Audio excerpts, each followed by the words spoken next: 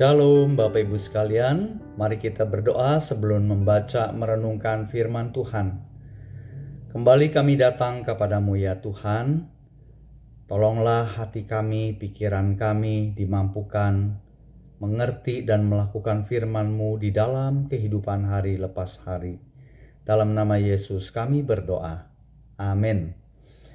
Renungan firman Tuhan dari Filipi 1 ayat 21 sampai 30, tetapi saya membacakan hanya beberapa ayat, yaitu ayat 21, 22a, 27a, dan 29.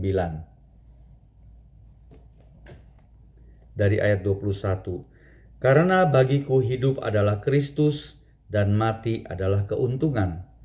Tetapi jika aku harus hidup di dunia ini, itu berarti bagiku bekerja memberi buah.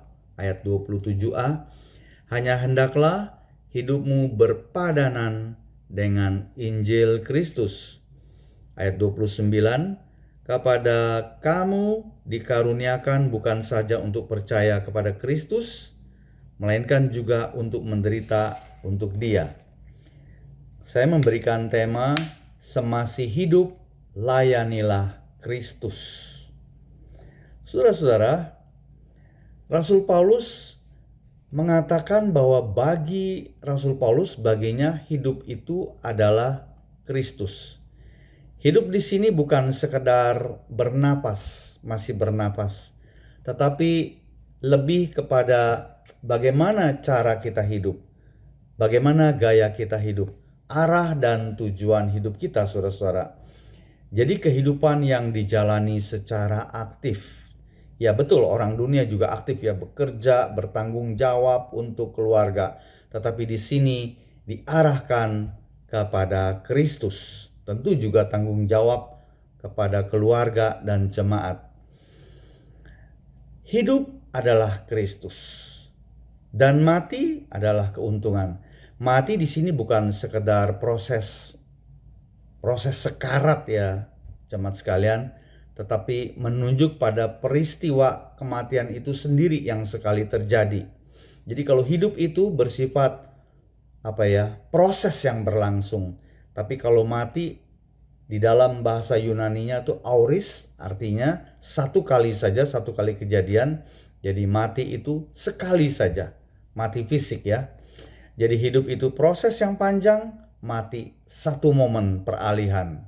Jadi mati adalah keuntungan. Keuntungan ini biasanya sering dipakai dalam dunia bisnis, saudara-saudara. Untung ya, profit atau laba. Tetapi menariknya Paulus membalik maknanya, yang dunia anggap rugi yaitu kematian, tapi justru bagi Paulus adalah keuntungan kekal. Di dalam ayat 22a dikatakan bekerja memberi buah.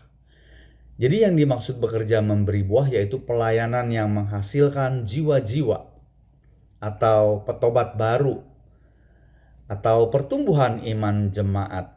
Jadi bekerja memberi buah artinya ada dampak rohani yang nyata, bukan sekedar aktivitas.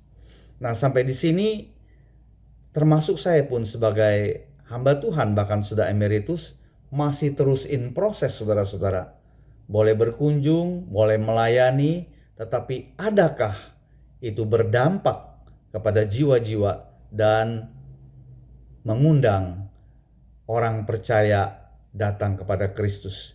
Jadi bekerja memberi buah bukan sekedar bekerja, tetapi hidup yang berbuah bagi Kristus itu pelayanan yang bernilai kekal, saudara-saudara. Nah, kemudian hendaklah hidupmu berpadanan dengan Injil Kristus. Coba kita renungkan sejenak, Bapak Ibu. Kristus itu pagi-pagi sudah berdoa, dia terus hidup kudus, terus ada relasi dengan Bapa di sorga.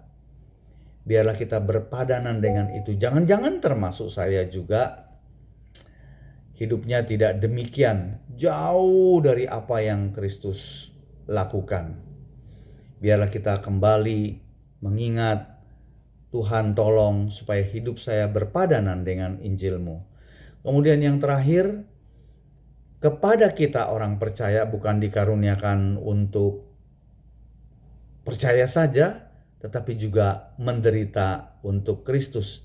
Menderita di sini berarti mengalami tekanan, saudara-saudara, penolakan, bahkan aniaya karena Kristus. Jadi bukan penderitaan umum ya, misalnya sakit ringan atau sakit berat, tetapi penderitaan yang terkait dengan iman kepada Kristus.